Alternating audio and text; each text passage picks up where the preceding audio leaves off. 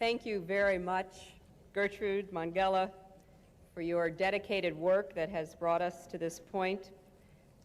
Distinguished delegates and guests, I would like to thank the Secretary General for inviting me to be part of this important United Nations Fourth World Conference on Women. This is truly a celebration of the contributions women make in every aspect of life, in the home, on the job, in the community, as mothers, wives, sisters, daughters, learners, workers, citizens, and leaders. It is also a coming together, much the way women come together every day in every country. We come together in fields and factories, in village markets and supermarkets, in living rooms and boardrooms. Whether it is while playing with our children in the park or washing clothes in a river, or taking a break at the office water cooler, we come together and talk about our aspirations and concerns. And time and again, our talk turns to our children and our families. However different we may appear, there is far more that unites us than divides us. We share a common future, and we are here to find common ground so that we may help bring new dignity and respect to women and girls all over the world, and in so doing, bring new strength and stability to families as well. By gathering in Beijing, we are focusing world attention on issues that matter most in our lives, the lives of women and their families: access to education, health care, jobs, and credit, the chance to enjoy basic legal and human rights, and to participate fully in the political life of our countries. There are some who question the reason for this conference. Let them listen to the voices of women in their homes, neighborhoods, and workplaces. There are some who wonder whether the lives of women and girls matter to economic and political progress around the globe. Let them look at the women gathered here and at Wairo, the homemakers and nurses, the teachers and lawyers, the policymakers, and women who run their own businesses. It is conferences like this that compel governments and peoples everywhere to listen, look, and face the world's most pressing problems. Wasn't it, after all, after the Women's Conference in Nairobi 10 years ago, that the world focused for the first time on the crisis of domestic violence? Earlier today, I participated in a World Health Organization forum. In that forum, we talked about ways that government officials, NGOs, and individual citizens are working to address the health problems of women and girls. Tomorrow, I will attend a gathering of the United Nations Development Fund for Women. There, the discussion will focus on local and highly successful programs that give hard-working women access to credit so they can improve their own lives and the lives of their families. What we are learning around the world is that if women are healthy and educated, their families will flourish. If women are free from violence, their families will flourish. If women have a chance to work and earn as full and equal partners in society, their families will flourish. And when families flourish, communities and nations do as well. That is why every woman, every man, every child, every family, and every nation on this planet does have a stake in the discussion that takes place here. Over the past 25 years, I have worked persistently on issues relating to women, children, and families. Over the past 2.5 years, I've had the opportunity to learn more about the challenges facing women in my own country and around the world. I have met new mothers in Indonesia who come together regularly in their village to discuss nutrition, family planning, and baby care. I have met working parents in Denmark who talk about the comfort they feel in knowing that their children can be cared for in safe and nurturing after-school centers.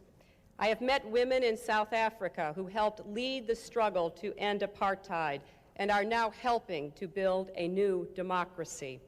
I have met with the leading women of my own hemisphere who are working every day to promote literacy and better health care for children in their countries. I have met women in India and Bangladesh who are taking out small loans to buy milk cows or rickshaws or thread in order to create a livelihood for themselves and their families. I have met the doctors and nurses in Belarus and Ukraine who are trying to keep children alive in the aftermath of Chernobyl. The great challenge of this conference is to give voice to women everywhere whose experiences go unnoticed, whose words go unheard.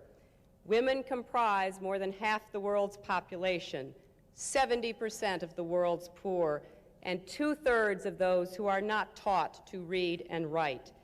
We are the primary caretakers for most of the world's children and elderly, yet much of the work we do is not valued, not by economists, not by historians, not by popular culture, not by government leaders. At this very moment, as we sit here, women around the world are giving birth, raising children, cooking meals, washing clothes, cleaning houses, planting crops, working on assembly lines, running companies, and running countries. Women also are dying from diseases that should have been prevented or treated. They are watching their children succumb to malnutrition caused by poverty and economic deprivation. They are being denied the right to go to school by their own fathers and brothers. They are being forced into prostitution, and they are being barred from the bank lending offices and banned from the ballot box. Those of us who have the opportunity to be here have the responsibility to speak for those who could not. As an American, I want to speak for women in my own country, women who are raising children on the minimum wage, women who can't afford health care or child care, women whose lives are threatened by violence, including violence in their own homes. I want to speak up for mothers who are fighting for good schools, safe neighborhoods, clean air, and clean airwaves. For older women, some of them widows, who find that after raising their families, their skills and life experiences are not valued in the marketplace. For women who are working all night as nurses, hotel clerks, or fast food chefs so that they can be at home during the day with their children. And for women everywhere who simply don't have time to do everything they are called upon to do each and every day. Speaking to you today, I speak for them just as each of us speaks for women around the world who are denied the chance to go to school or see a doctor or own property or have a say about the direction of their lives simply because they are women. The truth is that most women around the world work both inside and outside the home, usually by necessity. We need to understand there is no one formula for how women should lead our lives.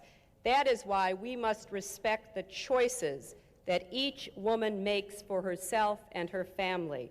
Every woman deserves the chance to realize her own God-given potential. But we must recognize that women will never gain full dignity until their human rights are respected and protected.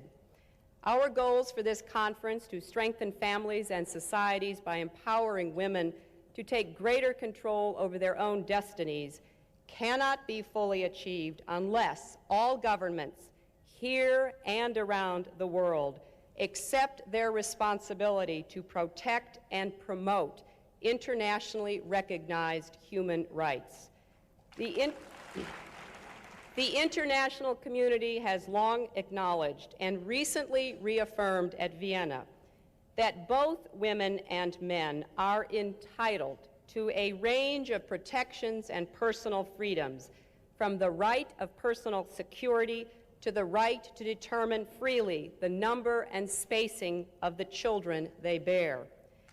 No one should be forced to remain silent for fear of religious or political persecution, arrest, abuse, or torture. Tragically, women are most often the ones whose human rights are violated. Even now, in the late 20th century, the rape of women continues to be used as an instrument of armed conflict. Women and children make up a large majority of the world's refugees. And when women are excluded from the political process, they become even more vulnerable to abuse. I believe that now, on the eve of a new millennium, it is time to break the silence. It is time for us to say here in Beijing, and for the world to hear, that it is no longer acceptable to discuss women's rights as separate from human rights. These abuses have continued because for too long, the history of women has been a history of silence. Even today, there are those who are trying to silence our words. But the voices of this conference and of the women at YRO must be heard loudly and clearly. It is a violation of human rights when babies are denied food or drowned or suffocated or their spines broken simply because they are born girls.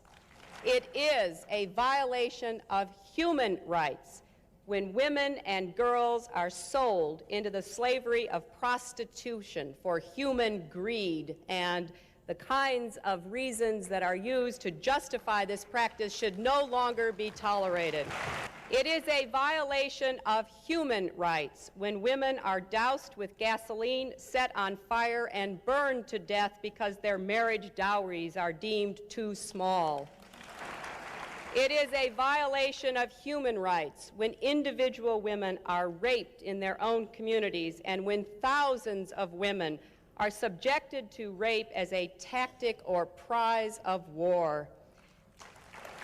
It is a violation of human rights when a leading cause of death worldwide among women ages 14 to 44 is the violence they are subjected to in their own homes by their own relatives. It is a violation of human rights when young girls are brutalized by the painful and degrading practice of genital mutilation. It is a violation of human rights when women are denied the right to plan their own families, and that includes being forced to have abortions or being sterilized against their will. If there is one message that echoes forth from this conference, let it be that human rights are women's rights and women's rights are human rights once and for all. And among those rights are the right to speak freely and the right to be heard. Women must enjoy the rights to participate fully in the social and political lives of their countries if we want freedom and democracy to thrive and endure. It is indefensible that many women in non-governmental organizations who wish to participate in this conference have not been able to attend or have been prohibited from fully taking part. Let me be clear. Freedom means the right of people to assemble, organize, and debate openly. It means respecting the views of those who may disagree with the views of their governments. It means not taking citizens away from their loved ones and jailing them, mistreating them, or denying them their freedom or dignity because of the peaceful expression of their ideas and opinions. In my country, we recently celebrated the 75th anniversary of women's suffrage. It took 150 years after the signing of our Declaration of Independence for women to win the right to vote. It took 72 years of organized struggle before that happened on the part of many courageous women and men. It was one of America's most divisive philosophical wars. but it was a bloodless war. Suffrage was achieved without a shot being fired. But we have also been reminded in VJ Day observances last weekend of the good that comes when men and women join together to combat the forces of tyranny and to build a better world. We have seen peace prevail in most places for a half-century. We have avoided another world war. But we have not solved older, deeply rooted problems that continue to diminish the potential of half the world's population. Now it is the time to act on behalf of women everywhere. If we take bold steps to better the lives of women, we will be taking bold steps to better the lives of children and families too. Families rely on mothers and wives for emotional support and care. Families rely on women for labor in the home. And increasingly, everywhere, families rely on women for income needed to raise healthy children and care for other relatives. As long as discrimination and inequities remain so commonplace everywhere in the world, as long as girls and women are valued less, fed last, overworked, underpaid, not schooled, subjected to violence in and outside their homes, the potential of the human family to create a peaceful, prosperous world will not be realized. Let this conference be our and the world's call to action. Let us heed that call so we can create a world in which every woman is treated with respect and dignity. Every boy and girl is loved and cared for equally, and every family has the hope of a strong and stable future. That is the work before you. That is the work before all of us who have a vision of the world we want to see for our children and our grandchildren. The time is now. We must move beyond rhetoric.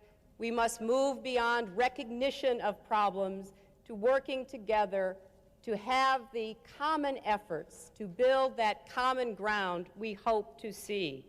God's blessings on you, your work, and all who will benefit from it.